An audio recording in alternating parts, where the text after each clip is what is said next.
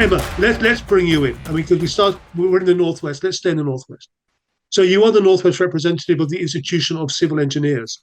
You Indeed, are I somebody am. who's deeply involved in this. So I would just say I'm very much looking forward to hearing your thoughts. And over to you. Okay, thank you very much for inviting me to take part today. I think Kathy had a huge part to play in that, as we've sat on round tables together previously. It is a hugely important topic. You know, as we look at how the globe becomes more urban, and the migration into urban centres. It becomes increasingly important. But just to give you a little bit of background, because not everybody knows who the Institution of Civil Engineers is, ICE, as we call ourselves, we're a membership and qualification body. We have over 97,000 members worldwide, and our purpose has always been to improve lives by ensuring that the world has the engineering capacity and infrastructure systems that it needs to allow the planet and those who live on it to thrive. So I'm the regional director for the northwest of England, and I have colleagues based in other places around the country and around the world. One of our key programs, keeping on that sort of global theme, is called Enabling Better Infrastructure. And this is a global program. It sets out our 8 key principles for meaningful input to governmental strategic planning, to generate a clear vision, and uses the UN Sustainable Development Goals to identify the desired outcomes, rather than this is a pet project. What are we trying to get out of it? So that it encourages a range of infrastructure options, which is not necessarily just build something. Look at reuse, and think about who's going to use it. Who is this for? So that it's a people positive outcome. And this program provides strategic planning gap assessment tool that allows governments around the world to benchmark their world and develop case study models that supports that evidence gathering, because we know that nothing gets built without a business case, and you need evidence in which to do that. Looking directly to the UK, we use the knowledge gathered, indeed globally as well, we use the knowledge gathered from our members to provide guidance and suggestions towards supporting UK policy making. And we feel that investment decisions should be future focused, much more future focused and less politically driven, and account for those physical climate risks. And I think you outlined them really clearly, David, earlier. So we've called on the UK government to undertake a national review of the economics of adaptation to understand how resilience is valued. We strongly believe that national policy statements should include a list of climate hazards and desired standards of protection for selected climate scenarios to improve wider resilience to those interdependent risks.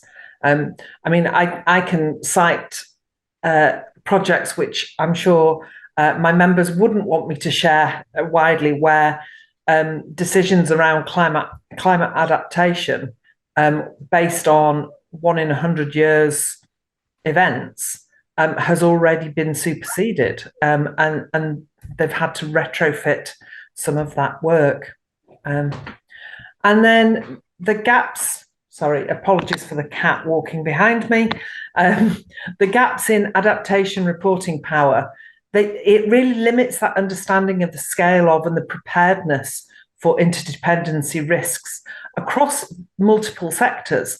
And I think, David, you and I spoke on Friday about the system of systems, and how fundamental that really is to making sure that resilience is key, and front and center on what we're doing.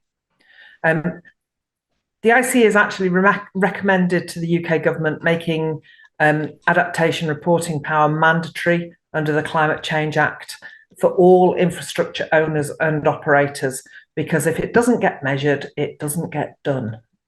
And we believe that that would really focus those resilience efforts on the most material interdependent risks and ensure a systems thinking approach to infrastructure, and that is embedded in policy development and infrastructure planning to improve resilience against future emergencies. And we've all got examples of where that needs, has happened, those emergencies.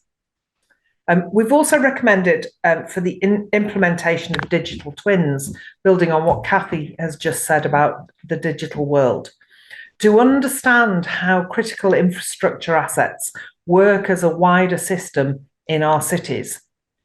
Going back to that system of systems thinking, there's currently insufficient information about how infrastructure assets can work together in a system, and digital twins can really help to close this gap, to visualize climate risks and explore adaptation measures under different scenarios. So, investing in resilient infrastructure systems is critical, to continue the delivery of social and economic outcomes, going back to that people positive delivery.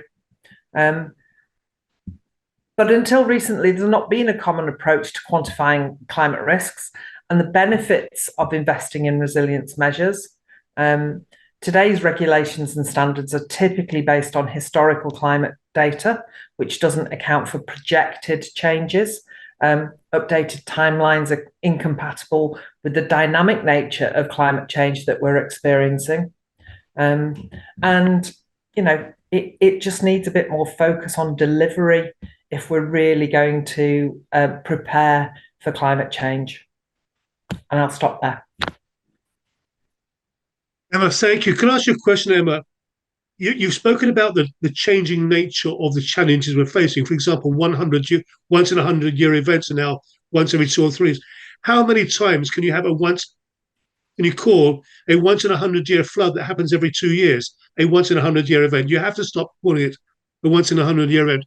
Can I ask you, because you come from the engineering side of things, have we taken seriously the understanding that we have to change our understanding of what it is? We have to remodel our understanding of what it is. Are we paying attention, or are we trying to live off past glories and basically using linear models in a hyper complex environment? I think attention is being paid, but ultimately it comes down to our planning cycles, which means that something being built today was planned, in an ideal world. I left the contract scorecard here, so I popped out for a bit. Michael, Matthias, nice one. please? I didn't think I signed out on this one because I was just getting back to the office. Can you mute yourself, please? I'll sign that one out. Okay, I think hopefully he's stopped his conversation or muted himself. So I think, realistically, the things that are being built currently have been in planning for a long time, and perhaps at a point where not enough attention was being paid. And I think the point that I made about this one, I'm going to pick it up anytime. So that's what we do. Anytime, which means what? Like today or how we adapt that. Right. I've muted him. Right, go on. Yeah. Fine. How can we understand that actually we need to change the model for something that has already been approved, and ultimately that comes down to an increased cost, and obviously everything is very cost driven currently, we've not really had that common approach on climate risks. There's no work that is really being done about how do we quantify not doing it. So there's, like I said, attention is being paid, but it needs to catch up very quickly to what's going on out there. There is, of course, a cost to creating resilience. There's also a cost to not creating resilience. Yes. And the cost to not creating resilience is multiples of zeros at the end of that.